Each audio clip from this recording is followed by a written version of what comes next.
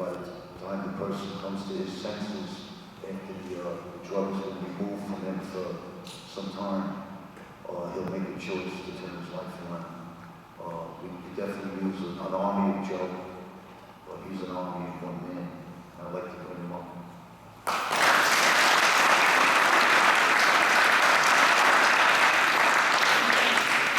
Thank you. Hello, everybody. My name is JOE-BRAT, and I am going to share for the first time that I did receive a doctorate in non-intervention therapy just recently, and that's a gift from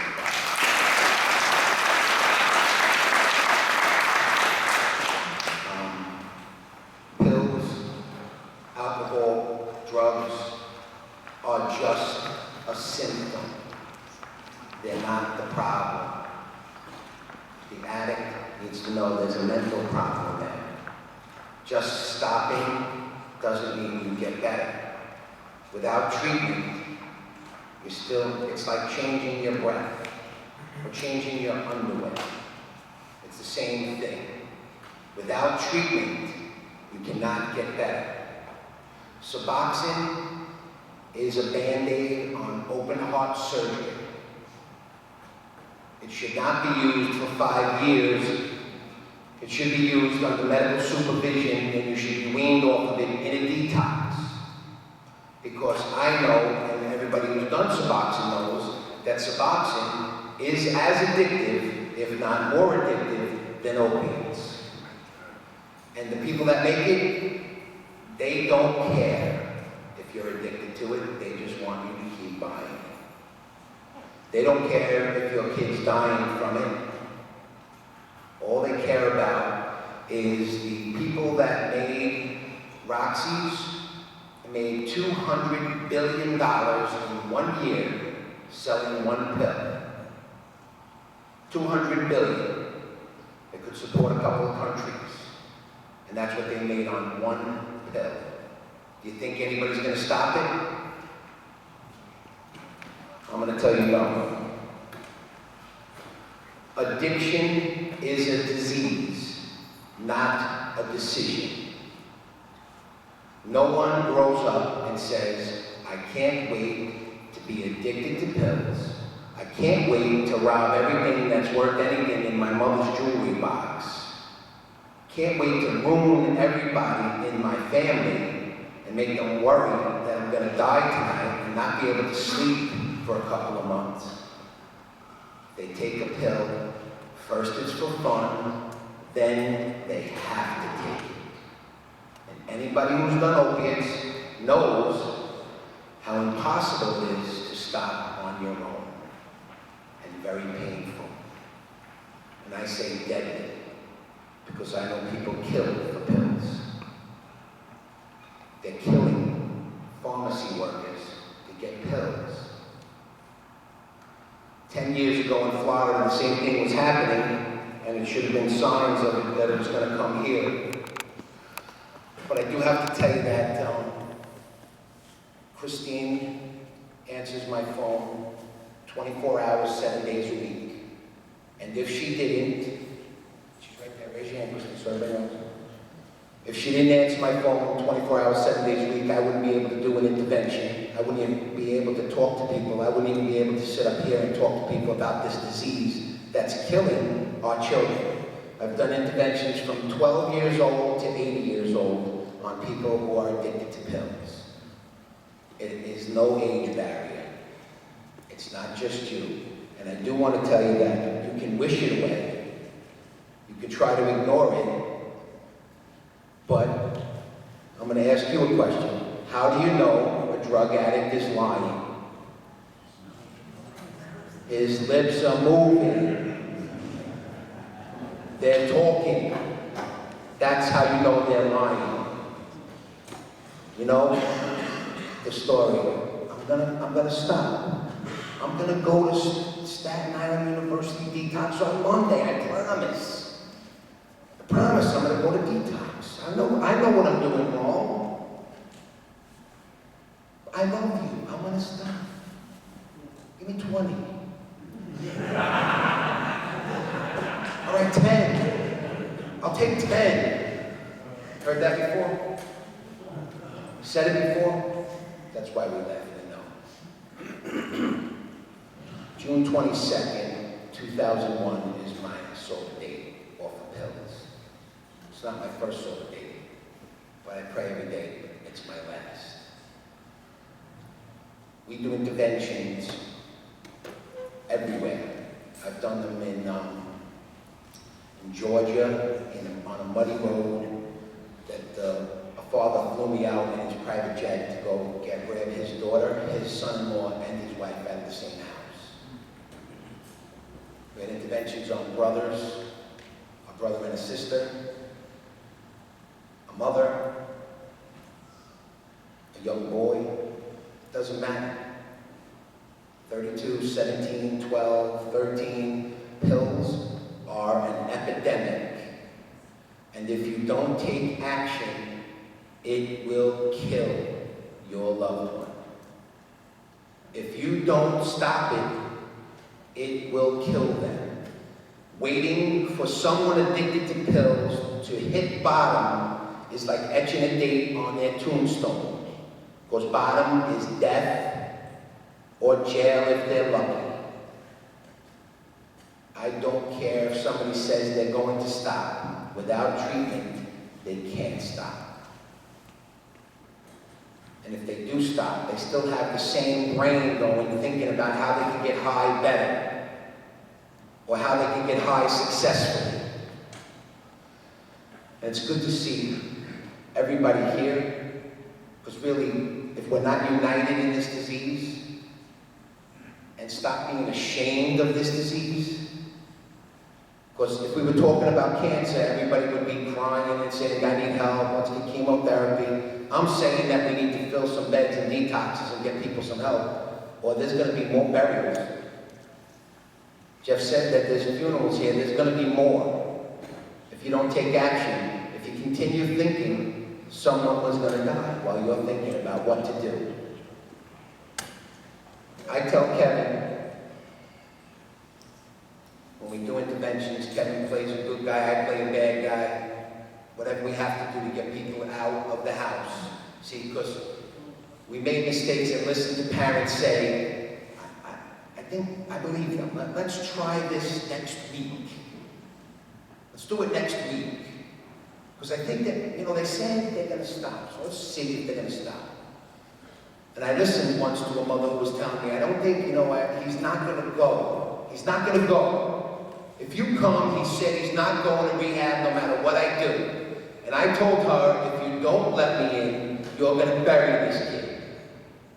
You know what she said? I'm not doing it. I'm not doing it to him. And the next phone call I got from her was that she went down to her son's room, and the words that I said went through her head. You're going to bury this kid. When she found him blue in his bed, dead, and bought him for his 22nd birthday a tombstone. That's the reality of this disease. People die. People relapse and die. People go to rehab and come home and try it again and die. The insurance companies that Doug was talking about, I'm going to tell you that GHI is one of them. If you have GHI, you better call them and start complaining. Because this is a disease. The Parity Mental Health Act says that now they cannot treat addiction and alcoholism as any different as any other disease. And if they do, it's violating the federal law. I tell parents, don't save for your child's college fund. Save for their rehab. And don't be ashamed of those words, save for their rehab. Because without getting treatment for this disease, it kills. 2010, statistic, 2.5 million people died from alcohol-related deaths in 2010 around the world. For the first time in history, accidental pharmaceutical overdoses is going to beat alcohol-related deaths for the first time in history. And GHI is saying, if you fail IOP, try IOP, and if you fail it, we'll take you in. That's like saying, if you don't die in the next 5 days, will take you in. If you have GHI, you need to call. You need to find out if you have substance abuse coverage, because I find a lot of people call up and want help with their child, and they find out they have no substance abuse on their insurance. Nothing. No mental health, no substance abuse. Please, believe me, if you don't take action, if you have someone you know that's taking pills, please call me. Call my office. I'm not a miracle worker. I'm an interventionist. If you don't intervene and step in between it, right now, it gets worse. It can't get better. It can't. Suboxone is not the treatment. Suboxone, they want it to be the methadone of the 21st century. You don't think there's going to be Suboxone lines? There's already Suboxone lines. And people go for Suboxone now because they're ashamed of the disease and they don't want anybody knowing they're addicted to opiates. So they walk in a regular doctor's office, go in the back, and he's, Suboxone, be in the car. Okay, we're not telling anybody. Just take the Suboxone. It has the remedy. See you next week. See you next month. And they go under the radar. And when your kid says he wants Suboxone, they go to the detox and get Suboxone because they can't get a prescription until a week away, so they get a week's worth of Suboxone to stop the pain, and then they go get their prescription, because now they can get it. A database. This is what the government offers us, a database. Oh, a database. You want to know how they beat databases? Because I know people just hear, oh good, I'm glad they get a database. I met a guy who hired 10 people at a time to go to a doctor. All 10 went to the doctor, got prescriptions for Roxy's, filled them, and gave them to him in exchange for $300. So the database, you think that's working? It might help some, but drug addicts are geniuses. Are we not? I tell everybody, drug addicts don't need money to get high. We're geniuses. And I am a recovering drug addict. I had back surgery, and they gave me pills because I was going to be in pain, and then the pain was the pills that I didn't have. It wasn't my back anymore, it was my pills gone. And I chased those pills. I know what it's like to be addicted to opiates. So please, if someone you love is addicted and taking pills, if they're punching holes in the wall, if they're robbing things out of your bedroom, if you have to sleep with your bag and a lock on your bedroom door, they're not just smoking pot. They say, I'm smoking pot. And then the parent goes, oh, at least he admitted that he smoked pot. I feel better now. Okay, I smoked pot. I tried it. I admit it. I ate a bag of Doritos after I did. I watched cartoons, and I fell asleep looking at the fish tank thinking I was inside the fish tank. I never punched a hole in the wall. I never threatened my mother. I never robbed anything out of her. I was an idiot. I was an idiot. And marijuana is a drug, and it is a controlled substance, and it's not a maintenance program. So if you think it is, I'm here to tell you that it's not. Please, thank you for having me. I want to thank Doug, Jeff, everybody.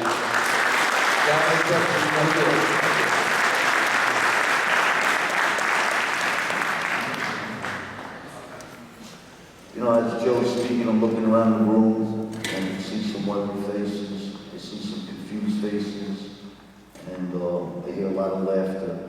You know, laughter is because we cried for so long, you know, and the pain that we went through trying to get sober, that we laugh now, you know, so don't take it that we're being light about it, because we're not, you know. What I'd like to do is, there's a gentleman here tonight, Richie. I'd like to bring Richie up. Richie has a little story about a family member that's going to share with us tonight.